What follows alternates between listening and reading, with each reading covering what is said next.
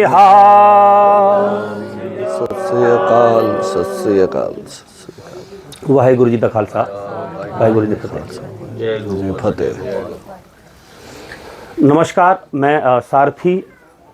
गौ रसोई भारत की पहली देसी गौ रसोई का निर्माण जो कि फिरोजपुर पंजाब में हमने किया और एक भारतवर्ष की पूरी एक टीम बनाई और उस टीम में से कुछ लोगों को सिलेक्ट करके हम लोग यहाँ पे आए हैं। ये तो नहीं बोल सकता, आप ये मान के चलिए कि परमात्मा ने या ब्रह्मांड ने हमें यहाँ पे भेज दिया है। कोई प्लान नहीं, कोई जानकारी नहीं। मनोज भाई का नाम जिंदगी में पहली बार सुना। राजा भाई का बहुत बहुत धन्यवाद है कि इन्होंने ऐसे संत महापुरुष के दर्शन हमें करा दिए। और मनोज भाई, ये बूटा सिंह जी हैं जी, भारत गोपाल रत्न, और आपके भी हम चरण छूना चाहते हैं क्योंकि हम रात से आपको देखने के लिए, क्योंकि मैं स्पेशली सिर्फ आपको देखने के लिए और आपको सुनने के लिए आया हूँ। ये मॉडल देख के तो हर व्यक्ति इम्प्रेस है और भारत से बहुत सारे लोग इम्प्रेस होते ही होंगे। हाँ, लेकिन हमें जानना है आपके बारे में जी, और आप कैसे सोचते हैं और कैसे इस मॉडल से हम भारत को कुछ दिशा देने वाले हैं। बहुत बढ़िया, बहुत बहुत स्वागत है आपका। नमस्कार। आप सभी का रामकृष्ण ट्रस्ट में हार्दिक स्वागत है और बहुत आनंद है कि आप इतने दूर से इस विषय को लेके देखने आए हैं। और ये रामकृष्ण ट्रस्ट यानी कि राम और कृष्ण के हम सब संस्कृति के वाहक हैं, उसके विचारों के वाहक हैं और हमें मूर्ति में अटक गए। तो ये जो मेरा प्रवास चालू हुआ, मैं भी एक सामान्य व्यक्ति ही था, सामान्य सोच थी, मगर एक प्रश्न था कि अपने जीवन को ठीक किया जाए आरोग्य की दृष्टि से, वैचारिक दृष्टि से। क्योंकि पैसा कमाने के लिए हमने क्या किया कि सब कुछ गंवाया और पैसा आ गया, उसके बाद हमें पैसे को अगर सही तरीके से उपयोग करना है तो क्या कर सकते हैं। तो आपका जीवन को स्वस्थ बनाने में आपका जीवन, पैसा साधन है, आने के बाद उसका उपयोग करना है तो क्या कर सकते हैं। तो पहले हमारे घर में जो पैसा कमाने के लिए जो बीमारी हमने डाली है, हमारे भोजन को अनियमित बना के, हमारे भोजन की गुणवत्ता को छोड़ के और हमारे परिवार के साथ का संबंधों का भी हमने कहीं ना कहीं इग्नोरेंस किया, कहीं छोड़ दिया। हमने प्रकृति के बारे में सोचना छोड़ दिया, हमने अपनी धर्म संस्कृति के बारे में छोड़ दिया। एक मिशन लगाया हमारी पीढ़ी ने कि हम आर्थिक संपन्न बने, क्योंकि हमारे सामने एक जो एक गुलामी के समय एक जो नया प्रजा आई, उसने एक अंग्रेजों ने हमें एक सुविधा दृष्टि दी कि भाई कपड़े ऐसे होने चाहिए, मकान ऐसे होने चाहिए, ऐसा दिखावा होना चाहिए। तो ये सबको भी अच्छा लगा और सबने ऐसा बनाया कि भाई हम टूटे हुए मकान में, मिट्टी में रह रहे, अच्छे मकान में रहे, कपड़े में ऐसा नहीं है तो अच्छे कपड़े पहने, अच्छा हमारा प्रवास के लिए कोई साधन का हो, कुछ घर के अंदर भी सुविधा हो। ऐसी जो दृष्टि आई, उस दृष्टि को सबने स्वीकार किया और फिर उस दृष्टि को हासिल करने के लिए लक्ष्य बनाया और वो लक्ष्य के पीछे हमने कुछ चीज को छोड़ा और अब हमारा वो लक्ष्य पूरा हो गया। हमें जो जरूरियात थी वो पूरी हो गई। तो फिर आज मुझे प्रश्न आया कि सब लोग क्यों दौड़ रहे हैं, जरूरियात तो पूरी हो गई, गाड़ी आ गई, मकान, तो मैं क्या ढूंढ रहा हूँ वास्तव में। तब मुझे ध्यान में आया कि हम कहीं अलग चीज ढूंढ रहे हैं, वो है संतोष, तृप्ति और आनंद। हर व्यक्ति का अंतिम लक्ष्य है, अंतिम प्राप्ति क्या है, तो कि सबको सुखी होना है, सबको आनंदित होना है, सबको संतोष चाहिए, तृप्ति चाहिए। ये सबकी अंतिम प्राप्ति का लक्ष्य है। और ये जो अंतिम प्राप्ति का लक्ष्य है, उसमें भी डिमांड ये है कि क्षणिक सुख नहीं चाहिए, थोड़ी समय के लिए का सुख नहीं चाहिए, हमें निरंतर सुख चाहिए, कंसिस्टेंट सुख की कामना है। छोटा सुख हमें स्वीकार्य नहीं है, हमें और कामना। गाड़ी से हमें थोड़ा सुख मिला है, अच्छे कपड़े से कुछ सुख मिल रहा, हमें सुविधा से कुछ थोड़ा सुख मिला, मगर उससे भी हम तृप्त हुए नहीं। हमें कौन सा निजानंद, नित्य आनंद, शाश्वत आनंद, सतत आनंद की स्थिति चाहिए, परमानंद, परम आनंद की स्थिति चाहिए। तो ये सबका लक्ष्य है। तो ये कैसे मिले, तो उसकी शोध वहां से शुरू हुई और पहले शुरुआत ये लक्ष्य क्या नहीं था, लक्ष्य तो बाद में स्पष्ट हुआ। पहले तो कुछ चाहिए ऐसा था, तो पहले भय मुक्ति चाहता था कि तनाव और भय है तो मेरी जीवन व्यवस्था कैसे तनाव मुक्त हो, भय मुक्त हो। क्योंकि मैं उद्योग कर रहा था, उसमें कानून का भंग कर रहा था। कानून ही ऐसा है कि जो भंग करने के लिए ही बना है, बाय बर्थ ही वो फॉल्ट में है, तो भय तो रहेगा। तो हम भय मुक्ति चाहते थे। तो मैंने एक प्रार्थना की, मुझे ऐसा एक व्यवसाय दो जिसमें मैं भय मुक्त और सत्य में जीना चाहता हूं। मुझे असत्य में लाया जा रहा है, मुझे सत्य का जी सकूं ऐसा व्यवसाय कोई दो। तो मुझे ध्यान में आया कि ये सत्य लाने वाला कौन है। तो ये जो मानवीय व्यवस्था है और ये जो सरकारी तंत्र है, ये कानून है, ये ही गलत है। तो उसको छोड़ के हमें कोई व्यवसाय ढूंढना पड़ेगा। तो एक बार मैं खेत पे 3-4 साल के बाद ये प्रार्थना करने के बाद एक बार खेत पे बैठा, वहाँ मुझे स्फुरना हुई कि मैं जो सोच रहा था वो व्यवसाय तो ये है, यहाँ मुझे जीने के लिए रोटी कपड़ा मकान की व्यवस्था हो सकती है और यहाँ किसी का इंटरफेयर नहीं है, तो यहाँ भय मुक्त जीवन व्यवस्था मुझे मिल सकती है।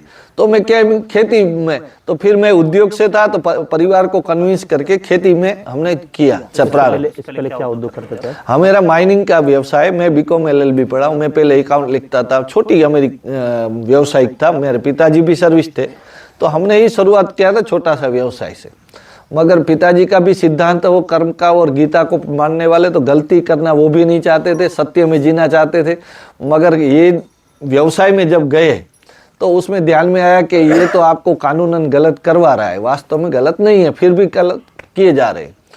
तो उसमें से फिर मैं माइनिंग के सेक्टर में था, दूसरे को सहयोग से खेती करने लगा।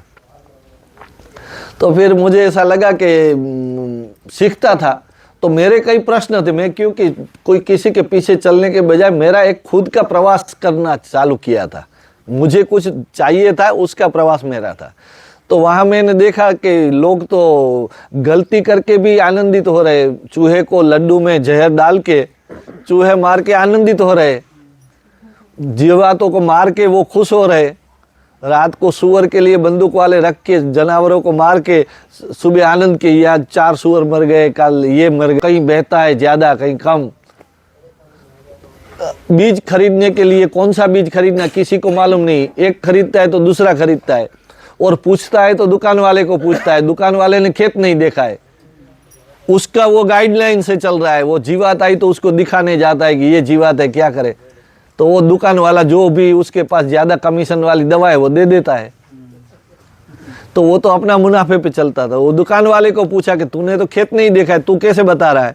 तो वो बोले मुझे कंपनी बता रही है। तो इस तरीके की जो गलत फहमियाँ, हम व्यापारी को गेहूं बेचने जाते हैं तो वो पहले छोटे कांटे थे, फिर एक्यूरेट कांटा, बड़ा कांटा आ गया मैकेनिकल वाला। तो उसमें बोला कि मैकेनिकल कांटा अगर करवाओगे तो कांटे का कुछ पैसा हम काटेंगे। तो ये भी अनरिलेवेंट बात कहीं आई। तो कई तरीके से जो शोषण हो रहा है या गलत फहमियाँ से खेती चल रही थी, तो मैं उसमें भी अतृप्त हुआ। और 2001 में मुझे प्राकृतिक खेती के लिए कुछ संस्था वाले मिलने आए कि ये प्रकार की प्राकृतिक खेती है, परंपरागत खेती है, अहिंसक खेती है, बिना खर्च वाली खेती है, बिना जोखिम की खेती है, और सभी जीवों को जिंदा रखने वाली खेती है, तो और पोषण देने वाली। तो ये सब बात उसने बताई। तो मैंने बोला अच्छी बात है, मैं यही चाहता हूँ। तो मैंने उसको पहला प्रश्न पूछा कि मुझे एक ऐसी खेती दिखा दो कि जहाँ सब्जी की खेती होती हो और वो स्वस्थ हो, अच्छी तरह प्रोडक्शन हो। तो वो क्योंकि उसमें पोषण और संरक्षण दोनों कैसे करता है वो मैं देख लूँगा, वो जीवातों से कैसे बचाते हैं और पौधे को पोषण कैसे देते हैं वो मैं समझ लूँगा। तो मैं कृषक तो नहीं था, देख के सीख सकता हूँ, तो मुझे ऐसे किसान दिखा दो। तो उसमें से मेरा शुरुआत हुआ, प्राकृतिक खेती को देखने के लिए गया। और वहाँ मैंने देखी कि वो कचरे को इकट्ठा करते थे, गोबर गौमूत्र डालते थे और अच्छी सी फसल ले रहे थे 2001 में। तो वहाँ से फिर मैंने बोला ठीक है, मैं उसको देख के कुछ करने का प्रारंभ किया। फिर एक गुजरात का एक संगठन बना प्राकृतिक खेती को लेके, तो वो प्रेरणा प्रवास करते थे। तो महाराष्ट्र का, तमिलनाडु का, ऐसा 3-4 स्टेट में हम देखने गए। उस समय क्या था कि छूट मूट के कोई किसान ऐसे काम कर रहे थे, तो मगर वो देखने गए, वहाँ देखा, समझा और फिर उसकी नकल करके काल। तो उसमें एक बात ये आई कि मैं समझना चाहता, तो मुझे समझ में, मैं केमिकल खेती 5 साल में जो नहीं समझा था, मैं 2 साल में खेती का विज्ञान समझ गया। खेती का पूरा जो साइंस है वो मुझे समझ में आ गया। ये पहला मॉडल आपने देखा था? हाँ, पहला मॉडल के बाद पूरा भारत में घूमने के बाद, कुछ अनुभव करने के बाद एक कंक्लूड पे आ गया कि ये सरल और सहज खेती है और ये प्रकृति के सहयोग से ही होने, बाजार मुक्त प्रकृति युक्त व्यवस्था में आना पड़ेगा। पहली शर्त है कि बाजार को छोड़ना पड़ेगा, दूसरी शर्त है कि जहर को छोड़ना पड़ेगा। ये 2 चीज अगर छोड़ देते हैं तो बाकी खेती आसान है। तो जहर के बदले क्या डालना है? तो अमृत डालना है। और बाजार के बदले कौन हमें रिसोर्स देगा? तो प्रकृति देगी। और प्रकृति की जो भी चीज है वो अमृत ही है, उसमें जहर है ही नहीं। तो हमें प्रकृति के मैन्योर को उपयोग करना है। तो उसमें कुछ प्रयोग हमने चालू किए और अच्छा रिजल्ट धीरे धीरे मिलने लगा। फिर उसमें से एक बात दूसरी आई कि एक समय ऐसा था कि खेती वो पेट भरने का कार्यक्रम थी। आज के समय में सिर्फ पेट भरने का कार्यक्रम छोटा है, उसके सिवा सामाजिक जरूरत बड़ी है, सुविधाओं की जरूरत बड़ी है। तो ये पहले की धरती माँ है, वो धावण पिला सकती है मगर आपकी गाड़ी बंगला दे नहीं सकती। ये धावड़ पिला मतलब? वो माता का जो हम दूध पिला सकती है, ठीक है, ठीक है। वो माँ अपना जीवन दे सकती है, पेट भरने का कार्यक्रम पूरा कर सकती है, मगर हमें जो गाड़ी बंगला चाहिए वो नहीं दे सकती, वो व्यवस्था उसमें नहीं है। तो गाड़ी बंगले के लिए क्या बात नहीं करनी तो करनी पड़ेगी, ये युग है गाड़ी बंगले का। तो हमें क्या करना है? तो उसके लिए हमने सोचा को खेती जो हार्वेस्टिंग तक है, अब खेती को अगर समाज को सिखाना है तो पोस्ट हार्वेस्टिंग तक की बात करनी पड़ेगी। कापणी के बाद खेती पूरी हो जाती थी, अब कापणी के बाद की प्रक्रिया, कटाई के बाद की प्रक्रिया, वो जोड़ना। और उसमें क्या जोड़ सकते हैं? एक है मार्केटिंग, एक है प्रसंस्करण यानी कि मूल्यवर्धन, और तीसरा है स्टोरेज। ठीक है। 3 प्रक्रिया अगर हम करते हैं तो हमारा मुनाफा 3 गुना होता है। जो भी हम कमाई करते हैं उससे अनेक गुना करना है, तो ये 3 प्रक्रिया जोड़ दी तो गाड़ी बंगला मिलेगा। धरती से क्या लेना है? खेती से हमें जीवन लेना है। और किसका जीवन लेना है? तो समग्र जीवों का जीवन है। खेती है वो कभी किसान नहीं कर सकता। खेती जो कर रही है वो प्रकृति कर रही है, जीवों के माध्यम से कर रही है। और किसके लिए हो रहा है? ये प्रकृति के जीवों और सब काम क्यों कर रहे हैं? तो कि ये जीवों का पेट भरने के लिए, उसमें मानव भी एक जीव है। ठीक। तो खेती कोई किसान की नहीं है, किसान द्वारा नहीं है, ये प्रकृति के द्वारा है, प्रकृति के लिए है। तो उसमें से सभी जीवों का प्रबंधन करेंगे तो हमें कुछ और कम मिलेगा, तो कम मिलेगा तो उसको मूल्यवर्धन, मार्केटिंग, स्टोरेज करेंगे तो और ज्यादा मिल जाएगा। तो ऐसा करके मेरे घर पे ही दुकान बनाया। फिर मैंने गाय को जोड़ा, वृक्षों को समझा, मधुमक्खी कैसे रहे, केचुआ का कैसे, तो वो कुछ मैंने किया, कुछ प्रकृति ने खुद किया। जैसे ही जहर बंद हो गया, ऑटोमेटिक प्रकृति है वो समृद्ध होती गई। एक गाय आई, धीरे धीरे वो 2 हुई, 4 हुई, 6 हुई, संख्या बढ़ती गई। वृक्ष बोए, पक्षियों ने बीज उठा के और वृक्ष लगाने का काम किया। 50 मैंने बोए थे, 50 पक्षियों ने बो दिए। ऐसा करके धीरे धीरे खेती के अंदर एक वातावरण और प्रकृति की निर्माण होने लगी। और मेरे घर पे ही दुकान बनाई। खेती वास्तव में किसके लिए है? तो खेती का हेतु है पेट भरने का। किसका पेट भरने का? जीवों का। वो खेत में भर लिया, बाकी का है वो अपना पेट भरना है। हम क्या करते हैं? हम अपना पेट को छोड़ के दूसरे का पेट का प्रबंधन करने जा रहे हैं। तो पहली मार्केट कौन सी है? तो पहले अपने घर की है। दूसरी कौन सी है? तो अपने गांव की है। ज्यादा हुआ तो अपने गांव में बेचा। और तीसरी मार्केट कौन सी है? तहसील की है, डिस्ट्रिक्ट की है। मगर आज का किसान क्या कर रहा है? सीधा तहसील और डिस्ट्रिक्ट में जा रहा है। और उसमें क्या होता है? तो आज का बाजार का एक सिद्धांत है, डिमांड और सप्लाई का। क्या है? डिमांड सप्लाई का। डिमांड ज्यादा है तो भाव ज्यादा मिल सकते हैं, सप्लाई ज्यादा है तो भाव कट सकते हैं। मुझे बताओ, गांव के अंदर कितने लोग, अपने घर के अंदर कोई खरीदने वाला बेचने वाला हम खुद है, तो हमारा डिमांड सप्लाई इक्वल है, कोई भाव की तो बात ही नहीं है। अपने गांव के अंदर किसान कितने होंगे? तो भाई 100 किसान होंगे, 500 का गांव है तो बाकी के 400 लोग क्या है? तो ग्राहक है। तो बेचने वाला कम है, खरीदने वाला गांव के अंदर ज्यादा है। ठीक है, वही सिनारियो अगर बदलता है तहसील में, तो हम मंडी में जाते, मंडी में कितने व्यापारी होते हैं? तो 100 व्यापारी होते हैं। सामने बेचने वाले कितने होते? पूरा तहसील के किसान कितने हो जाएंगे? हजारों हो जाएंगे। तो बेचने, खरीदने वाला कम, बेचने वाला ज्यादा, सप्लाई बढ़ गई, शोषण हो गया। तो हमारा शोषण कहाँ हो रहा है और पोषण कहाँ हो रहा है? तो हमें शोषण और पोषण को पहचानना है, बराबर है। और हमारा वास्तव में सही सहयोगी कौन है? तो आज लोग व्यापारी को सहयोगी मानते हैं, वास्तव में तो ये प्रकृति सहयोगी है, बराबर है। और प्रकृति जो सहयोगी, उसको हमने निकालते जा रहे हैं, उतनी खेती कॉम्प्लिकेटेड होती जा रही है। उसको जोड़ दो, खेती सहज हो जाएगी, क्योंकि उसकी चौकी करने की जरूरत नहीं है जीवों की। वो सुबह सूरज उगने से काम करते हैं, सूरज ढलने पर काम छोड़ते हैं, उसकी चौकी करने, वो निरंतर प्रक्रिया से काम करते रहते हैं। तो उसका क्या काम है वो समझना है। तो आपने देखा वृक्षों का क्या काम है, तो ये धरती को पोषण करने के लिए जो क्या चाहिए, तो धरती का पोषण का विज्ञान क्या है? तो धरती 3 तरीके से पोषित होती है। एक है भौतिक तरीके से, एक है बायोलॉजिकल तरीके से, और एक रासायनिक यानी कि खनिज द्रव्य के तरीके से। ठीक है, तो ये 3 तरीके से पोषित करनी है जमीन को। यानी कि क्या? तो क्या खनिज का क्या है? तो क्या हजारों तत्व होना चाहिए। बायोलॉजी का क्या? तो क्या अंदर भरपूर जीव सृष्टि होनी चाहिए। और भौतिक का क्या? तो कि वो मक्खन जैसी होनी चाहिए, उसमें इरेजन पोरोसिटी होनी चाहिए, अंदर कार्बन होना चाहिए, वाटर होल्डिंग होना चाहिए, वो उसकी भौतिक स्थिति है। तो 3 तरीके से जमीन को ठीक किया जा सकता है। तो तीनों तरीके से ठीक करने के लिए हमें क्या विज्ञान समझना है? तो पहले तो खाद हमारा कैसा होना चाहिए। जब आप सोइल को ही कैसे करना वो नहीं जानते, मुझे बताओ, गाड़ी का ड्राइवर है, उसको हम चलाना आता है, उसको हम ड्राइवर बोलते हैं।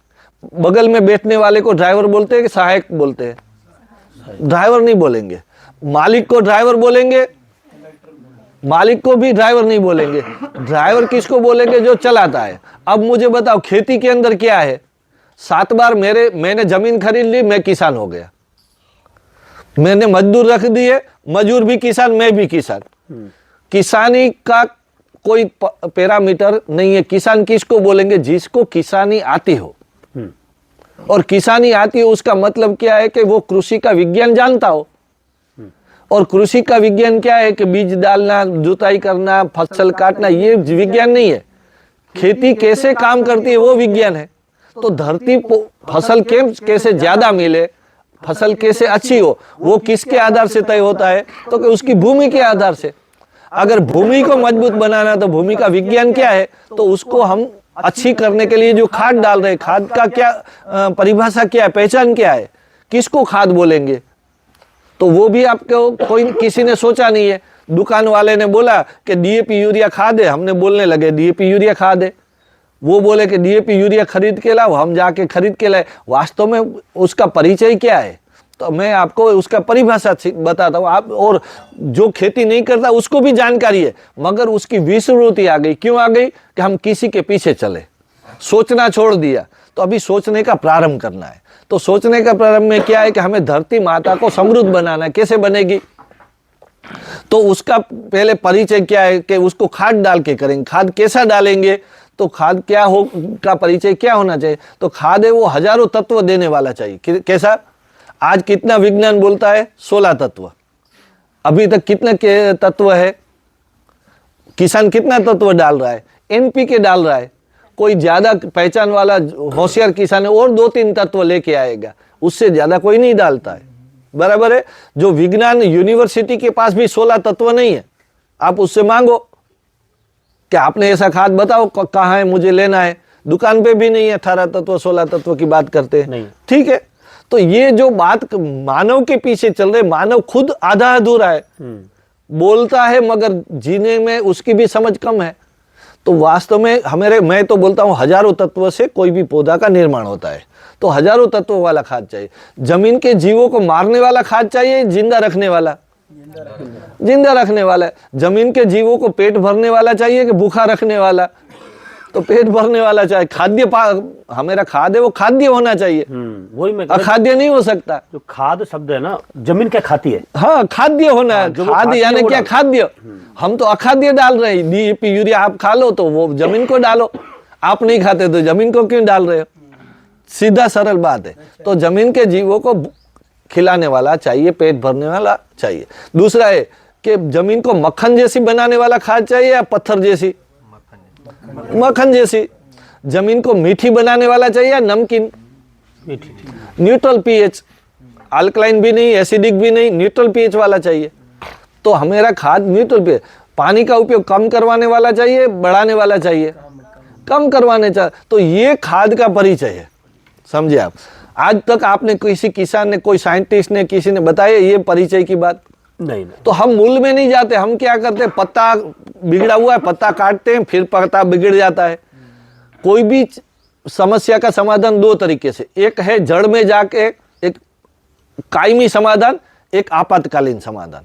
हमें कौन सा समाधान? तो आपातकालीन ही करना चाहिए, वो नहीं है। आपातकालीन जरूर करे, मगर उसके पैरेलल हमें कायमी समाधान के ऊपर खत्म, समस्या कायमी खत्म हो उसके, तो दो तरीके से काम करना है। आज तक हमारा काम हो रहा है ना, वो आपातकालीन के ऊपर हो रहा है। मुझे आज फसल अच्छी आ जाए, दूसरी फसल के लिए दूसरी बार सोचेंगे, तीसरी फसल के लिए तीसरी बार डालेंगे। तो हमें तो जमीन को ही समृद्ध बना देना है, तो वो कायमी समाधान हो गया। हमारी पद्धति ही ऐसी कर दे कि जिसमें कायमी समाधान हो गया। तो हमारा कायमी समाधान क्या है कि खाद को समझ लेना, धरती को ठीक करना, समझ लेना, यही कायमी समाधान है। और समझने के बाद उसकी व्यवस्था करना। तो मैंने आपको खाद का परिचय बताया। अब कोई भी किसान ने जाके दुकान पे बोला नहीं है कि मुझे जीवों को न मारने वाला खाद दो, हमें मीठी बनाने वाला खाद दो, अंदर कार्बन बढ़ाने वाला खाद दो, ऐसा हम बोलते ही नहीं है। तो दुकान वाला तो जो है बेचेगा। तो वो गलती किसान की है, समझने का प्रयास नहीं किया है। बराबर। अब मुझे बताओ कि ऐसा खाद की भगवान की कल्पना क्या हो सकती है खाद के बारे में? तो जहां जमीन का टुकड़ा है वहीं उसकी पोषण की व्यवस्था है। बराबर है। उसकी कल्पना में इफको कंपनी नहीं है कि वो यूरिया बनाएगी, इसमें डालेगी, पकेगा और जीव खाएंगे। वो भगवान की कल्पना नहीं है। वो प्रकृति की व्यवस्था से ही जहां भी जमीन का टुकड़ा है वहीं उसको पोषण करने की व्यवस्था है। उसका हमें समझना है तो कहां समझेंगे? तो हम जंगल को समझना है। हमें क्या करना है? जंगल को समझना है। पहला प्रश्न है, जंगल में यूरिया कौन देता है? कहां से आ रहा है? जंगल के अंदर हरा भरा है, उसका मतलब है कि उसमें नाइट्रोजन की पर्याप्त मात्रा है। उसी तरह दूसरा प्रश्न को, उसमें फल लग रहे हैं, उसमें फ्लावरिंग आ रहा है, उसका मतलब है जंगल के अंदर डीएपी की मात्रा है।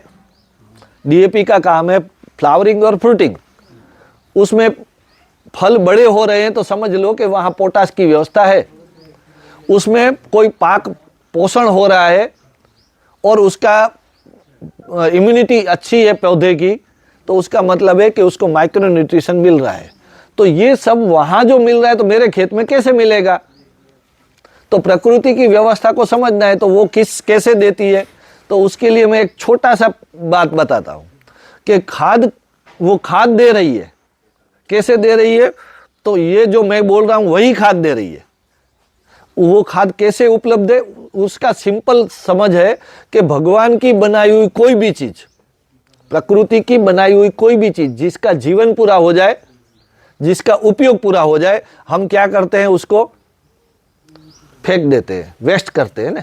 यानी कि टोटल प्राकृतिक वेस्ट, टोटल कोई भी प्राकृतिक वेस्ट, वो जगत का सबसे सर्वोत्तम और उत्तम खाद है। यानी कि जो एंड पॉइंट है वो ही स्टार्टिंग पॉइंट है। वही स्टार्टिंग पॉइंट है। ठीक है, बराबर है। और जंगल में क्या है? पतझड़ होती है, पत्ते गिरते तो वो खाद बनता है। उसी तरह वहां सभी पशुओं के मलमूत्र छोड़ते हैं, सभी पशुओं जीवों का सूक्ष्म शरीर, मृत शरीर उसमें जाता है। बराबर है। सभी पेड़ के फल, पशुओं ने आधे खाए हुए फल, छिलके, वो सब कहाँ डालता है? वहीं पे जाता है। तो अपने ही प्राकृतिक जो वेस्ट है वही से वो रिसाइकल होके पूरा पनपता है। उसी तरह एक पतझड़ आती है, कब आती है मालूम है? बस उनकी प्रकृति कितना सूक्ष्म साइंस चलाती है, मैं उसका विज्ञान आपको दर्श प्रकृति में कैसी व्यवस्था है। ये पतझड़ आती है ठंडी के दिनों में, क्यों आती है मालूम है? पतझड़ क्यों आती है? पत्ते अपने क्यों गिरा रहे हैं? इसलिए गिरा रहे हैं कि जमीन में के अंदर जो सूक्ष्म तत्व है, जीव, वो जीव है, उसको क्या है कि नियम है। बैक्टीरिया जो है वो कैसे जिंदा रहते मालूम है? उसको 17 डिग्री से नीचे का टेम्परेचर हो जाए ना तो वो सुसुप्त हो जाते हैं, नॉन एक्टिव होते हैं, काम करना छोड़ देते हैं। जैसे फ्रिज के अंदर चीज रख दी, बिगड़ती क्यों नहीं है? कि उसके अंदर हर चीज के अंदर बैक्टीरिया है, और वो 17 डिग्री से नीचे का टेम्परेचर के कारण क्या होता है, वो बैक्टीरिया काम करना छोड़ देते हैं। इसलिए जैसी चीज है ऐसी नैसी रह जाती है, जो फ्रिज का साइंस है। तो जमीन के अंदर उसको काम करवाना है तो वो 17 से नीचे का टेम्परेचर चला जाएगा तो काम नहीं करेंगे। काम नहीं करेंगे तो हवा से, सूर्य से, आकाश से, धरती से, पानी से, जल, वायु से तत्व लेने का जो काम करके बैक्टीरिया पौधे को पोषण दे रहा है, बराबर है, वो देना बंद हो जाएगा। तो प्रकृति ने क्या किया, उसको टेम्परेचर देने के लिए सूर्य को रोकने वाला कौन है? पत्ते। तो पत्ते को नीचे गिरा दिया तो सूरज नीचे आ गया, पत्ते भी गर्म हुए, धरती भी गर्म हुई, थोड़ी उष्ण हो गई, तो 17 डिग्री से टेम्परेचर उसका बढ़ गया। तो उसका बैक्टीरिया का सर्वाइवनेस के लिए ये पतझड़ है। आपकी बात बिल्कुल सही है। और हमारे गुरुजी भी कहते हैं कि जब घनी हम खेती कर देते हैं, बहुत कंडेंस, हाँ, तो उसमें क्या करते हैं, वो पौधा ऐसे कीड़ों को बुलाता है कि वो उनके पत्तों में छेद कर दे।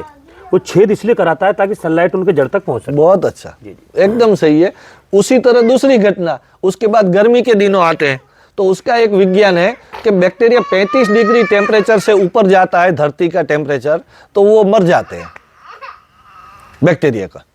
तो 35 गर्मी के दिनों में 50 डिग्री टेम्परेचर है, धरती 50 डिग्री न हो जाए, उसके लिए उसको थोड़ा रोकना है। तो जो पतझड़ आई थी, जो पत्ते गिरे थे, वही पत्ते क्या करेंगे, सूर्य को थोड़ा रोकेंगे। गुड, आच्छादन हुआ, वो आच्छादन हो गया, तो वो थोड़ा रोकने का काम किया, तो टेम्परेचर जमीन का बना रहा। गजब, ये बराबर है। तो ये बैक्टीरिया जो है वो फिर से एक्टिव हो गए, मरे नहीं तो जिंदा रह गए। और तीसरी घटना कि बारिश आ गई, वही पत्ते के ऊपर पानी गिरा, क्या हो जाएंगे, खाद हो गया, बराबर, वो खाद हो गया। देखो जड़ ने ले लिया। ये थॉट आज तक किसी भी तो कोई डेप्थ में गया ही नहीं है। मैं तो आईसीआर में गवर्निंग बॉडी में रहा हूँ, वैज्ञानिकों के साथ संवाद किया कि इसको भी इतना डेप्थ में नहीं गया। वो प्रकृति को समझे ही नहीं है, वो अपने ही माया जाल में फंसे है। और जितना भी अनाज को हम बनाना चाहते हैं, अच्छा बनाना चाहते हैं, उतना जितना गोबर जमीन में जड़ जाए ना, उसके सिवा देसी गाय का गोबर चला जाए, हाँ, उतना उसकी मतलब और ताकत बढ़ जाती है। हाँ, तो ये उतना ज्यादा प्राकृतिक वेस्ट की तो कुछ और लेके आना की जरूरत। वो जो गुरुदेव ने कहा ना कि जैसे मान लो जो वेस्ट है कोई चीज, हाँ, अगर वो वापस नहीं गया, हाँ, वापस नहीं गया तो कमी हो उसका जाएगी। पोषण नहीं, शोषण हो गया। हाँ। लेना हुआ, देना नहीं हुआ तो शोषण हो गया। तो फिर देसी गाय का गोबर उसमें डालना पड़ेगा। और पहले के जमाने की मैं बात बताऊं कि पहले क्या करता, हम बैलगाड़ी भर भर के कचरा डालते थे, दिया कम लिया ज्यादा, तो शोषण हो गया। तो ये सुजलाम, ये जगत खरबों सालों के लिए है, इसको अगर सुजलाम सुफलाम रखना है तो उसके पीछे एक विज्ञान है कि हम कम देना नहीं है, ज्यादा देना है, कम लेना है। ये अगर किसान समझ पे आ जाए तो उसकी धरती माता है, दिन ब दिन समृद्ध होती जाएगी और उसके आदर से आप समृद्ध हो जाओगे। हम मनोज जी की बातें बहुत ज्यादा कीमती है, सुनने वाली है। हाँ, हाँ। एक तो ये बात है कि हमारे थोड़े बैंड भाई सुन रहे हैं, ठीक है, दूसरे भी सारे ग्रुप वाले सुन लेंगे। ये बातें इनकी आप एक दो टाइम किस दिन तय कर लो, मीटिंग में हो जाए और अपने ग्रुप में। वैसे तो वीडियो रिकॉर्ड हो ही रहा है। हाँ। तो सारा दूसरी बात के जिस विषय पे आप बात करने के से, अगर वो बातचीत पहले हो जाए, ठीक है, कि हमने मनोज जी अभी आके आपने ना 2 चीजें देखे थे। सबसे पहले तो मंदिर देखा था, तो मंदिर हमको तो बहुत अच्छा लगा। असल मंदिर है, मतलब जो है, हाँ, बराबर है, मतलब जहाँ के मालूम पड़ा कि ये होता है। इसके बारे में आप मैं बोल देता हूँ। नहीं, वो जो देखा है पहले ना, हाँ, हाँ, उसके बारे में वो पूछना चाहते हैं। हमारे